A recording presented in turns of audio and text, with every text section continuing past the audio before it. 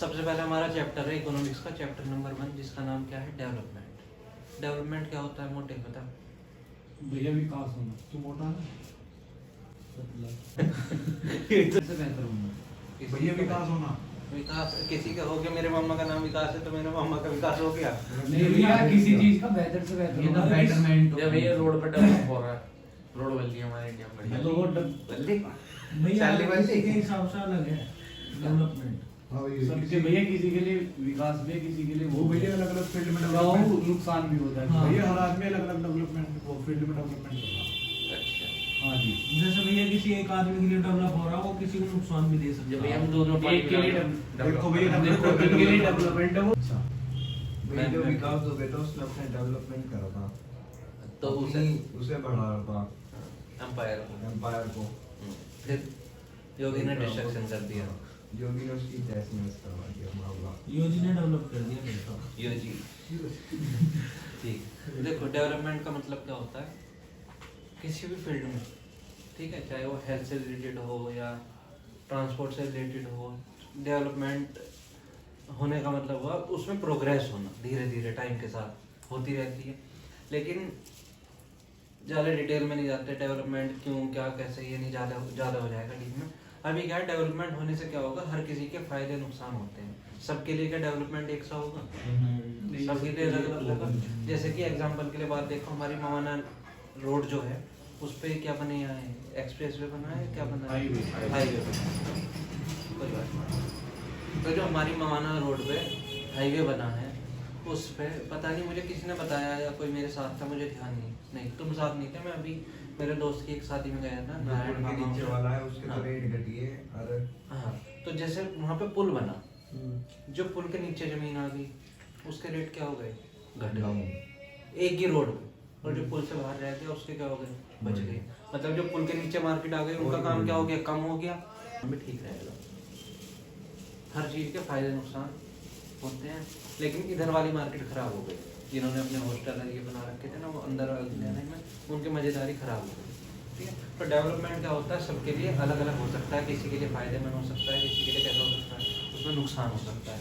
आ जाओ तुम्हारी एनसीईआरटी के हिसाब से शुरू करते हैं।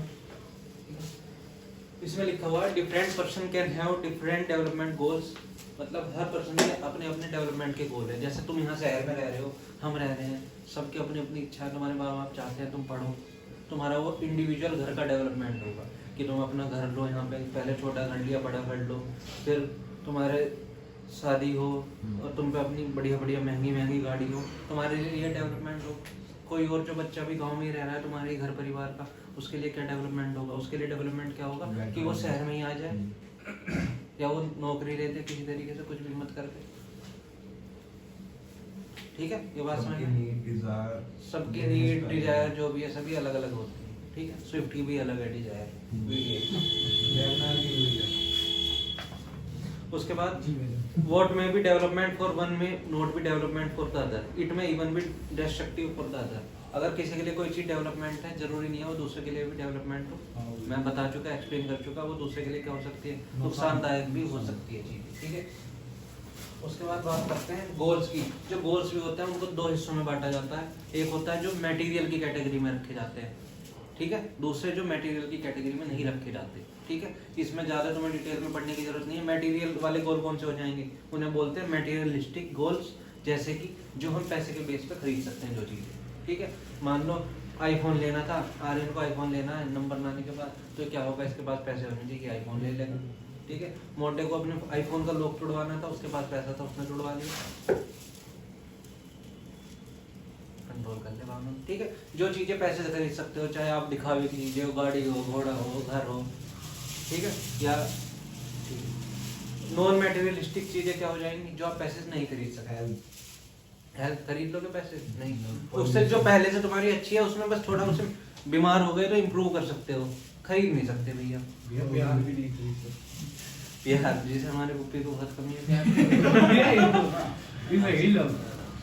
Pollution free environment. हाँ, पॉल्यूशन फ्री इन्वायरमेंट भी नहीं खरीद सकते। इनका टू ट्रैवल का काम है तो इसलिए इसने पॉल्यूशन फ्री इन्वायरमेंट का एग्जांपल दिया हमें। ठीक है, वो भी हम नहीं खरीद सकते। हाँ, क्या बीमारी होने से भी नहीं रोक सकते। बीमारी भैया अपने भावनाओं पे काबू रख लो, सारी इतनी तक बहस नहीं करनी जब लड़ने वड़ने की बात आया, ठीक है। होने की वो नहीं ले सकते, मेडिसिन की एक जगह रुक जाना। एक नहीं खरीद सकते। मतलब कोई भी चीज ऐसे पॉसिबल नहीं है, नहीं तो सब अमर हो जाते हैं, जो ज्यादा पैसे वाले हैं अमर हो जाते हैं। दुनिया भर की चीजें हो सकती थी, लेकिन सारी चीज नहीं खरीद सकते, और साथ के साथ दोस्त भी नहीं खरीद सकते अच्छे, तुम वफादार जो है दल्ले ही मिलेंगे, ठीक है। फिर घर वाले भी देखेंगे दल्ले वाली आवाज, ठीक है। ज्यादा मत वाहनों में कह सकते हो, पर थोड़ी आवाज धीरे रखो, ठीक है।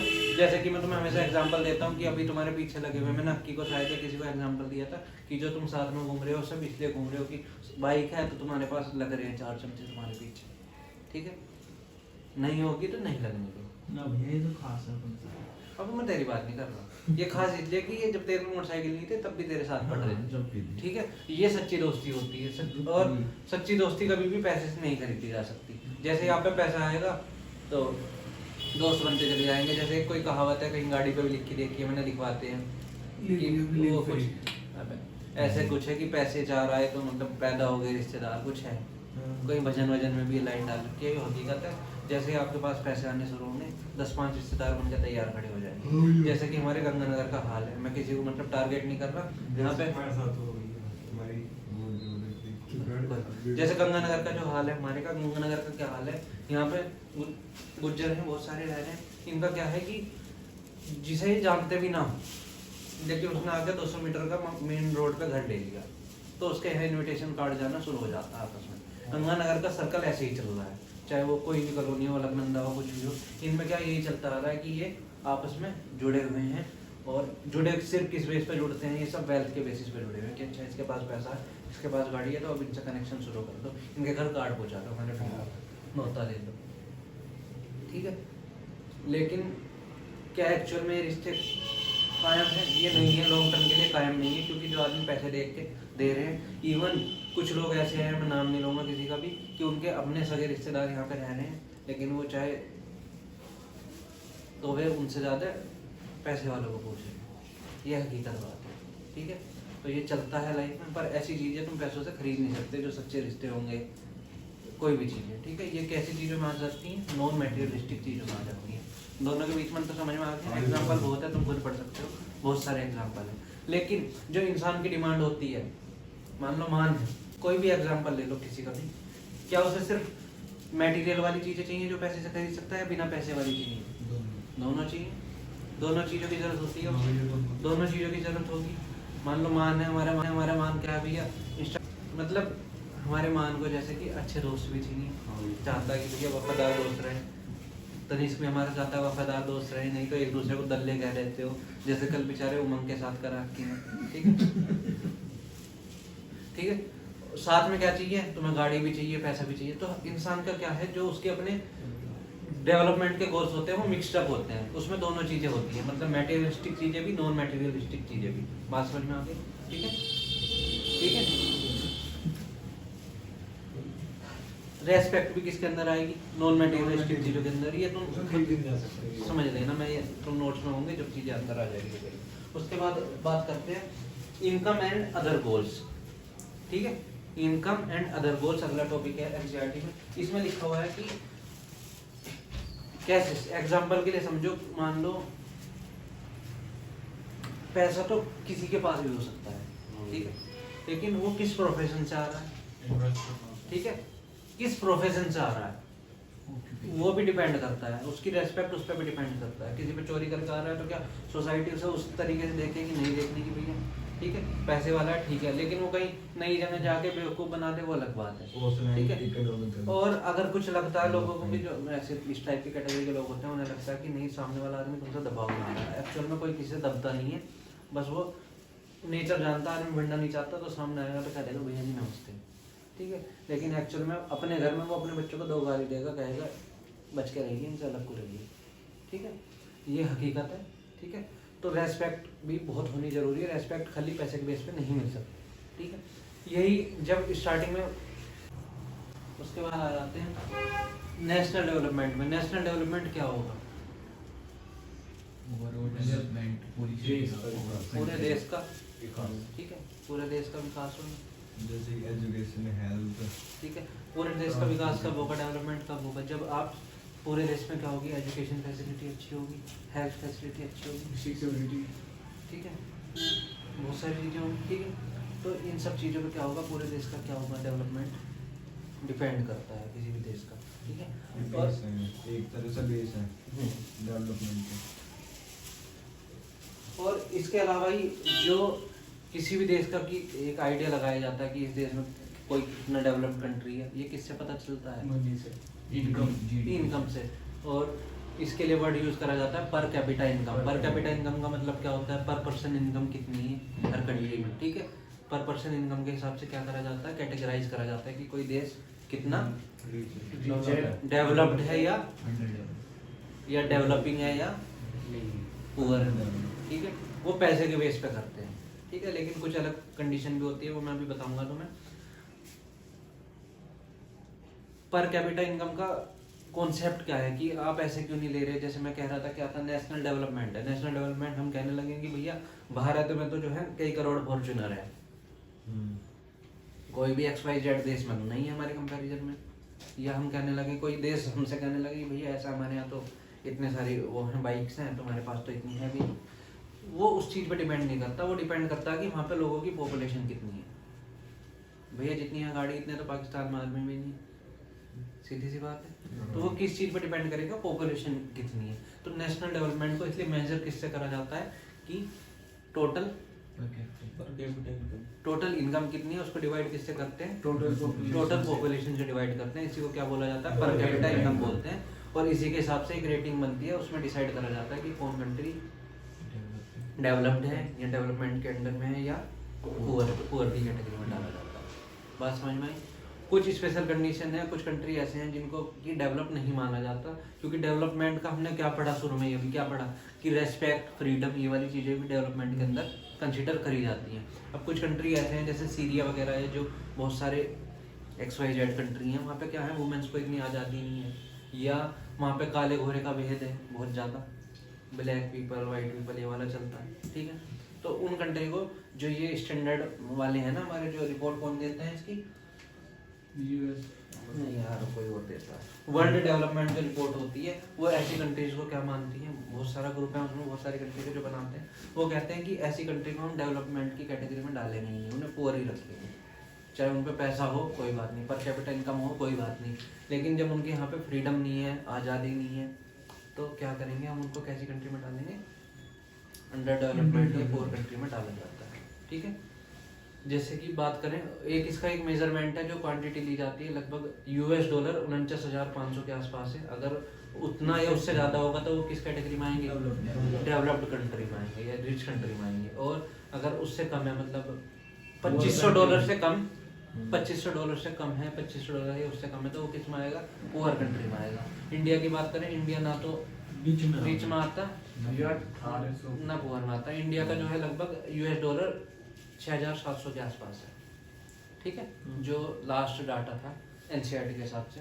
बाकी अभी तो चेंज हो गया होगा, होते रहते हैं NCERT, लेकिन बाद में अपडेट होती है। आज समझ में आ गई। इंडिया कहाँ पे है, $6,700। इतनी बात क्लियर हो गई।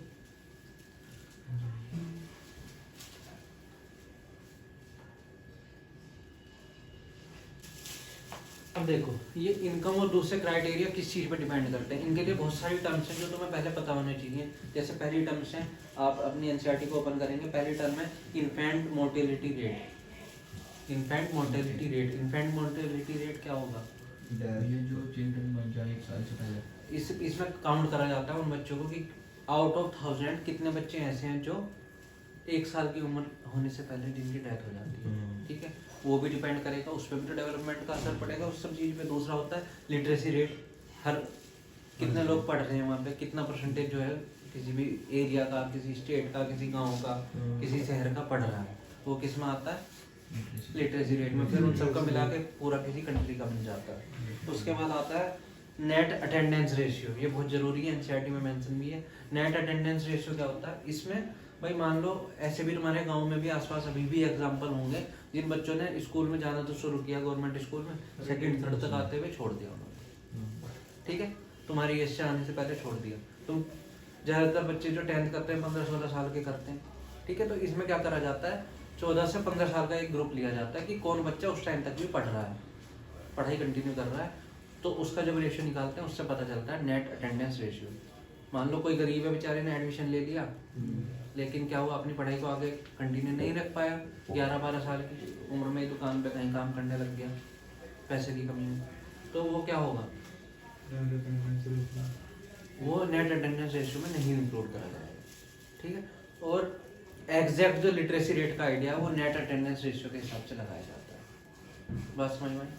उसके बाद केरल का एग्जांपल दिया हुआ है। केरल का एग्जांपल लगातार एनसीईआरटी में कई 9th में 8th में 7th तक की भी अलग अलग बुकों में हम डालने लगे हैं, एनसीईआरटी में नहीं तो अलग पब्लिकेशन में डालते हैं। केरल में क्या है कि कैसा लिटरेसी रेट वहाँ पे बहुत ज़्यादा हाई है। उसका रीजन क्या है कि वहाँ पे हेल्थ फैसिलिटी अच्छी है और एजुकेशन फैसिलिटी बहुत ज़्यादा अच्छी है। बहुत ज़्यादा लोग वहाँ पे इंग्लिश बोलते हैं ज़्यादातर, और हेल्थ फैसिलिटी अच्छी होने के क्या रीजन है, इन्वायरमेंट का भी रोल है, लेकिन वहाँ पे जो सरकार ने फैसिलिटी बना रखी है, लोगों को इतना जागरूक कर रखा है कि वो, और सरकारी सुविधाएं इतनी अच्छी बेहतर लेवल की कर रखी है कि क्या है वहाँ पे बहुत ज़्यादा दवाइयाँ सस्ते में अवेलेबल हैं, या और बीमारियों को पहले ही कैप्चर कर लिया जाता है। मलेरिया फैलने वाला है, डेंगू फैलने वाला है, पहले उस चीज़ की स्प्रे हो गई, सारी चीज़ें क्या है बहुत प्रॉपर अमाउंट में होती है। ठीक है, ऐसा नहीं है कि हमारी सरकार यहाँ की सरकार अलॉट नहीं करती, लेकिन देखो पॉपुलेशन का भी फर्क पड़ता है। यूपी की पॉपुलेशन इतनी ज़्यादा है कि भैया कंट्रोल करना मुश्किल है, एक से एक छटा हुआ बदमाश बैठे हर गली में बदमाश है। बात समझ में? ठीक है, तो और दूसरा इतनी बड़ी जब इतना बड़ा लेवल हो जाता है, मान लो योगी जी अच्छे इंसान है, लेकिन जरूरी थोड़ी है जो उनसे नीचे जुड़े हुए हैं सब अच्छे इंसान होंगे, नहीं होंगे। कोई कितना करप्ट है, कोई नहीं है, तो मिक्सअप है। और वो छोड़ो, वो इंसान छोड़ो, फंड जो आ रहा है ऊपर से भी आ रहा है, छोटे छोटे लेबर तक जा रहा है, कोई यहाँ करने कोई तैयार नहीं है। हर इंसान का ढूंढता है, जुगाड़ ढूंढता है कि अभी टेम्प्रेरी जुगाड़ हो जाए, बात का बाद में देखेंगे। इन चीज़ों का भी फर्क पड़ता है डेवलपमेंट। छोटी चीज़ को कंट्रोल करना आसान है, मैंने बताया था, किसी और चीज़ में एग्जाम्पल दिया था कि जो छोटी चैन होगी उसे क्या कर सकते हो तुम आसानी से होल्ड करके रख सकते हो, बड़ी चैन को होल्ड करना मुश्किल है। इतनी बात समझ में आई। दूसरा वहाँ पे जो ये राशन वाला सिस्टम है ये बहुत अच्छा है, वहाँ पे बहुत सस्ता है। अब तो यहाँ भी गवर्नमेंट देती है सब कुछ, रिफाइंड सब कुछ मिल रहा है वहाँ पे, बहुत सस्ता और अच्छी क्वालिटी का भी दिया जाता है। ठीक, अब तो बहुत ज़्यादा इम्प्रूवमेंट हो गया। नहीं, अब से 10-15 साल पीछे चले जाओ, क्या होता था राशनों की दुकान पे जब वो भी आता था, मिट्टी का तेल भी आता था उस टाइम पे, तो क्या होता था, कोई अच्छा प्रधान का रिश्तेदार है, प्रधान का जानकार है, गाँव रिश्तेदार तो नहीं, गाँव में तो जानकारी रहेंगी, नो प्रधान जी ने कही है नो तो ले जाकर तो 6 लीटर तेल लिए, तो क्या होता था, आया किसी और के हिस्से का बनने को, मिल किसी और को गया। ठीक है, राशन में भी क्या होती थी, बहुत ज़्यादा काला बाजारी होती थी, या फिर क्या होता था मिलावट वाला राशन आ जाया करता था। अब इस चीज़ में भी क्या हुआ है, बहुत ज़्यादा इम्प्रूवमेंट हुआ है, और ये सब इम्प्रूवमेंट होगा तभी लोगों का क्या होगा भैया, डेवलपमेंट होगा। डेवलपमेंट होने से मतलब क्या भैया, एक मजदूर आदमी है 10,000 रुपये कमा रहा है, 10,000 में या तो बाल को पढ़ा ले अच्छी जगह, या क्या करें, घर के खर्चे, वैसे दवाई पर बहुत सारे खर्चे हो जाते हैं। ठीक है, आगे भी बढ़ना है, तो अगर खाने खर्चे पे 5-6 हज़ार रुपये खर्च हो गए तो क्या बचेगा, इसलिए उन्हें राशन से क्या सहारा लग जाता है कि भैया ये वाली चीज़ तो इधर से कवर हो गई, अब तो इन पैसों का कुछ आगे बढ़ने की सोच। ठीक है, हर इंसान आगे बढ़ना चाहता है। मान लो मिनी मेट्रो वाले ये चलाते हैं यहाँ पर, हमें लगता है बहुत कमा रहे हैं, आधे मिनी मेट्रो तो बड़े बड़े पैसे वालों ने खरीद के इन्हें दे रखे हैं, इनसे डेली का किराया लेते हैं।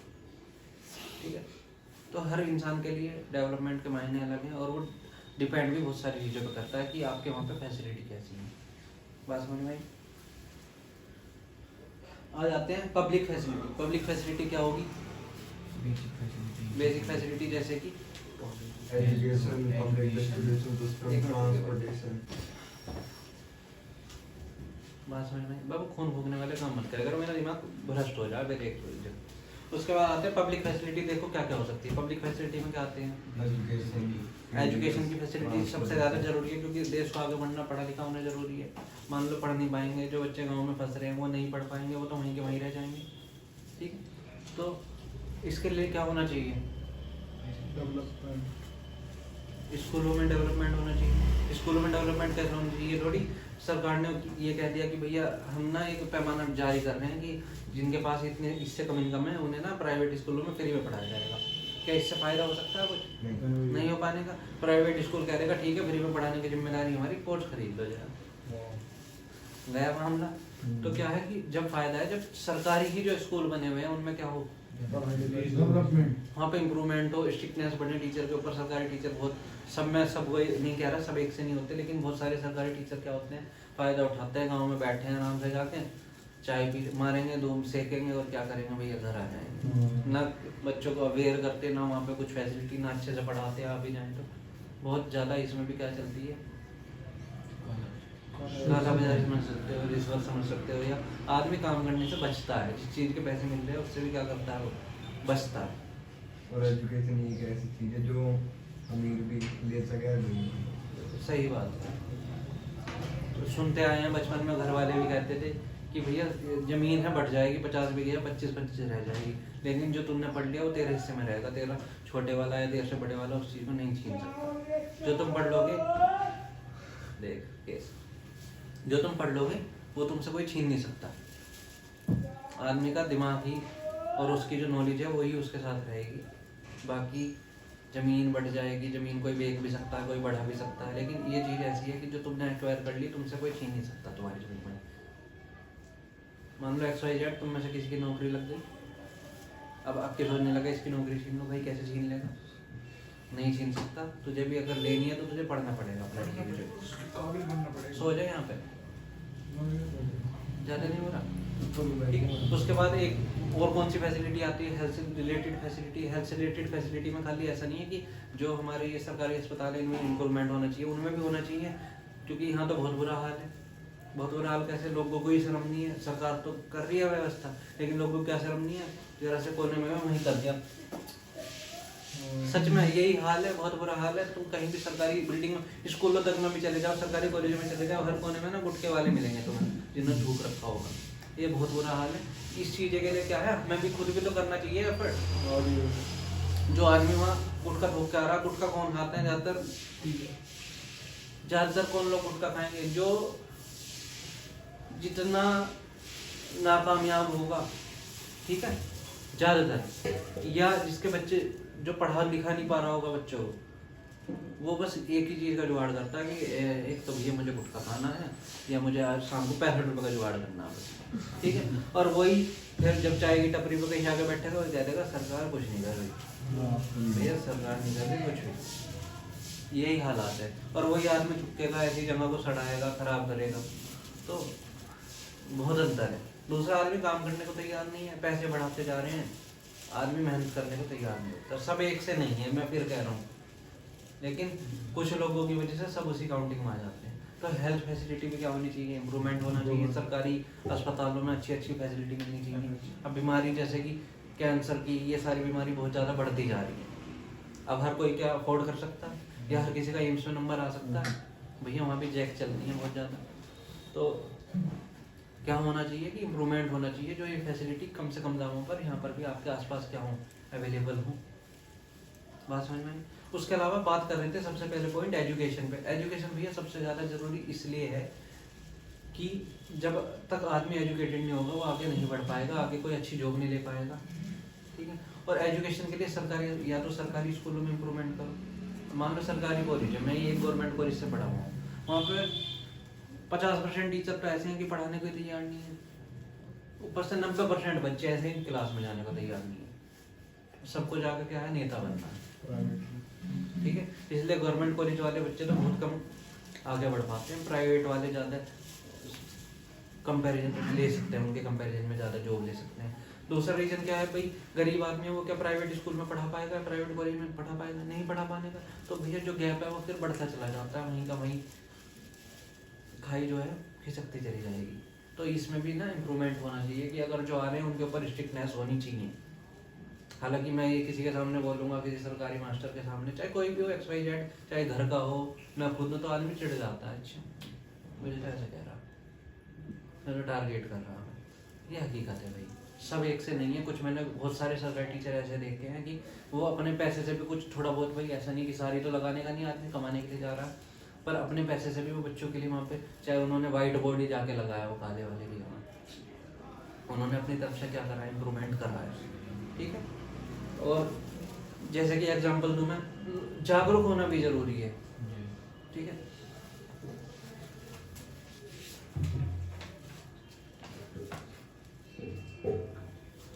और इसका एग्जांपल हेल्थ फैसिलिटी में जैसे पहले क्या था, बहुत सारे पिछड़े हुए इलाकों में अब भी क्या थी, आदमी को टॉयलेट वगैरह करने के लिए, वॉशरूम जाने के लिए क्या करते थे, खेतों में जाते थे, ठीक है। अब क्या है कि ये सुलभ शौचालय बने हैं। रास्ते में भी क्या था, इंसान कहीं से कहीं ट्रैवल कर रहा है, क्या करेगा, XYZ कहीं रोड की साइड में करने का काम, ठीक है। तो इस चीज़ से काम नहीं चलता, इसके लिए गवर्नमेंट ने क्या बनवाई है, सुलभ शौचालय बनवाए हैं, क्योंकि इंसान को ऐसा लगता है कि कुछ फर्क नहीं पड़ रहा लेकिन बहुत सारी बीमारी फैलती है, ठीक है। तो ये सुलभ शौचालय वगैरह बने हैं।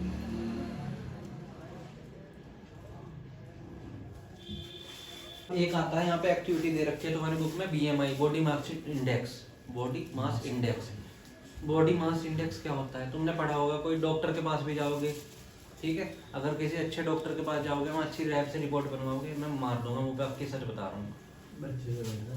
अगर वहाँ पे रिपोर्ट बनवाओगे अच्छे डॉक्टर के पास जाके, क्या करेगा, वहाँ पे आपकी BMI तक की भी रिपोर्ट होती है। BMI क्या होता है, उसमें परसेंटेज का है, जितना आपका वेट होगा उससे आप क्या करेंगे, वेट को केजी में लेंगे और हाइट को किस में लिया जाता है, मीटर में, और मीटर का क्या करते हैं, स्क्वायर करते हैं, उससे डिवाइड करते हैं, फिर कुछ वैल्यू आती है निकल के, ठीक है, जो वेरी करती हैं कहाँ से कहाँ तक, 1 2 3 से लेकर 1 2 3 इतना तो नहीं होता, लगभग 10 से लेकर कहाँ तक वेरी करती हैं, 35 या उससे ज़्यादातर। उसके अकॉर्डिंग कैटेगरी रखी जाती है कि इतने से इतना है तो क्या अंडर वेट में आएगा, 18.5 से नीचे अंडर वेट है, उसके बाद फिर नॉर्मल स्टार्ट हो जाता है, फिर ओवर वेट हो जाता है। फिर एक BMI report, human development report क्या होती है, ये पब्लिश करी जाती है UNDP के द्वारा। UNDP की फुल फॉर्म क्या होती है, यूनाइटेड नेशन डेवलपमेंट रिपोर्ट।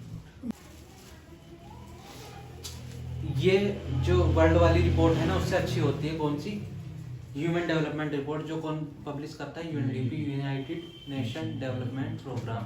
क्यों उससे अच्छी क्यों होती है भैया, वो खाली पर कैपिटा इनकम देखता है, पर कैपिटा इनकम के साथ आपकी हेल्थ फैसिलिटी सारी चीज़ों को देखता है, और फिर 189 कंट्री है टोटल, उसके हिसाब से आपकी रैंकिंग देता है, ठीक है। जो लास्ट इंडिया की रैंकिंग दी हुई है वो शायद 130 रैंकिंग थी 2018 का, जो इसमें दिया हुआ है इंफॉर्मेशन, ठीक है, NCERT के हिसाब से 2018 नहीं 2019 का, ठीक है। कितनी रैंकिंग थी, 130 आउट ऑफ 189।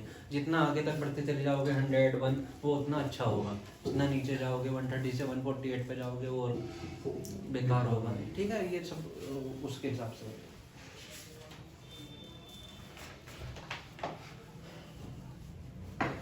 उसके बाद बात करते हैं sustainability of development. Sustainability of development का मतलब क्या होगा, मतलब जो चीज़ आप लिखी हुई भी है, इसमें एक लाइन में लिखी हुई है, we have not inherited the world from our forefathers, we have borrowed it from our children. कह रहे हैं कि भैया ऐसा है कि जो ये दुनिया है, जो तुम्हें यहाँ पर रिसोर्स मिले हैं, वो किसी के बाप की जागीर नहीं है। पर्सनली सीधे शब्दों में कहो कि जो आपको रिसोर्सेज मिले हैं वो तुम्हारे किसी के बाप की जागीर नहीं है, वो तुम्हें जो फ्यूचर में आने वाले बच्चे हैं उनसे मिले हैं या उनके लिए मिले हैं, मतलब तुम्हें उन तक पहुंचाने हैं। वो ऐसा नहीं है कि हम मिसयूज करते हैं। इंसान के पास क्या हुआ, शुरू में जब भी फैसिलिटी आई सारी, उसने उनका बहुत मिसयूज करा, जब जाके उसे बाद में समझ में आने लगा कि भैया ये तो जो तो इनका मिसयूज कर रहा है, ये क्या होंगे, धीरे धीरे एग्जॉस्ट हो जाएंगे, ठीक है। जैसे एग्जाम्पल ले लो कि पानी है, इंसान इतना वो है, जब नल से चला रहा था, कुओं पे ढो के ला रहा था, तब उसे कोई वो नहीं पड़ रहा था, तब वो बहुत दुखी था। लेकिन जैसे टुल्लू पंप लगे गांव में, शुरुआत में हर किसी घर में टुल्लू पंप बसता था। अब उसके बाद भी समझ में नहीं आया, टुल्लू पंप खत्म हो गए, उसके बाद क्या हुआ, ग्राउंड का वाटर लेवल और कम हुआ, समरसेबिल हो गए। इस बात को नहीं समझ रहे, समरसेबिल आया तब से और बुरा हाल है, क्योंकि वो ज्यादा पानी निकालता है। भैया बच रहा है ऐसी, घर पे जरा सा ना बाहर कुछ कूड़ा भी पड़ा है, झाड़ू अजी उसे भेजेंगे, उसी के प्रेशर से उसे आके बाहर तक दूर हो जाएंगे, कितना बुरा हाल है, ठीक है। तो भैया रिसोर्सेज का इस तरीके से इस्तेमाल करना चाहिए कि वो आने वाले फ्यूचर के लिए भी क्या हो, चलते रहें, ठीक है। इसी को क्या बोलते हैं, सस्टेनेबल डेवलपमेंट बोला जाता है, ठीक है। कि जो भी आपको रिसोर्सेज मिले हैं, नेचुरल रिसोर्सेज मिले हैं, वो आप आने वाली पीढ़ी के लिए भी छोड़ कर जाएं, उसको मेंटेन रखें, यूज़ करो, अच्छे से यूज़ करो, मिसयूज मत करो बस, ठीक है। जैसे कोई भी जितने भी आपके पास रिसोर्सेज है, जैसे यहाँ पे दिया हुआ है नेचुरल रिसोर्सेज, जैसे पेट्रोल का, इनका पेट्रोल वगैरह कहाँ से निकलते हैं, क्रूड ऑयल से। क्रूड ऑयल का दिया हुआ है कि टोटल जो वर्ल्ड वाइड बचा हुआ है लगभग 50 सालों का बचा हुआ है हमारे पास, ठीक है। तो उसका यूज़ करो, अच्छे से करो, अच्छे कामों में करो। भैया फैसिलिटी मिली है इंसान को, जाने में इधर से उधर टाइम लगता था, पेट्रोल सीएनजी का यूज़ करके क्या है, सेकंडों में पहुंच जाता है, मिनटों में पहुंच जाता है, घंटों में पहुंच जाता है। लेकिन भैया दिखावा भी करना है, पटाखे भी मारने हैं, बुलेट से फालतू में घूमना भी है, ये चीज़ें कहीं ना कहीं गलत है भैया। पर है पैसा तो कर, ठीक है, इनका नहीं करना चाहिए जब तक किसी चीज़ की ज़रूरत ना हो, क्योंकि आने वाले टाइम में ऐसा ही हो जाएगा कि सच बता रहा हूँ, अगर कोई और, वो तो गवर्नमेंट लगी हुई है कुछ ना कुछ रिसोर्सेज अलग डेवलप करने में, कुछ ऐसे जैसे कोई गैस बनाने में, ये सब करने में जो यूज़ करी जा सके। नहीं तो ऐसे हालात हो जाएंगे, मैं सच बता रहा हूँ कि तुम्हें चलना पड़ेगा, साइकिल पे भी चलना पड़ेगा, या तुम्हें इमरजेंसी में कहीं जाना है, पेट्रोल का यूज़ करना है, तो तुम भैया पहले सरकारी वो बनवा लो, तब मिलेगा कि अच्छा मुझे, मैं बीमार हूँ या मेरा आदमी को दिक्कत होगी या मुझे दिक्कत होगी, मुझे अस्पताल जाना तो जल्दी है, दिल्ली तक जाना है, तो हमें ज़रा पेट्रोल दे दो 1 लीटर, डॉक्टर की रिपोर्ट ले आओ, पेट्रोल देते हैं। ऐसे भी हालात हो जाएंगे अगर कोई और दूसरा डेवलप नहीं हुआ या कुछ और ऐसा नहीं मिला, ठीक है। क्योंकि ऐसी चीज़ों में क्या है, ये नेचुरल रिसोर्सेज 1-2 दिन में मिलते नहीं है, बनते नहीं है, ये चीज़ों को बहुत हज़ारों सालों की प्रोसेस के बाद ये चीज़ें, जैसे कोयला है, कोल वगैरह, ये क्या होते हैं, डेवलप होते हैं, तब हमें जाके मिलते हैं कहीं जाके।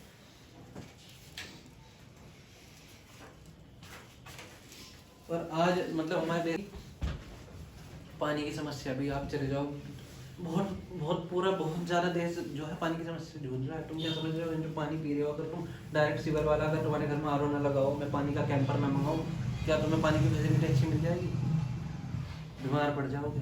ये जो पानी आ रहा है ना, 1000 जगह तो ये लाइन टूटी पड़ी है नालियों के आसपास, जब पानी प्रेशर आएगा वो बाहर निकल जावे, फिर वो वापस ही, चाहे उसी में किसी ने थूक दिया कुछ भी हो, फिर वो अंदर चला जावे उसी लाइन में।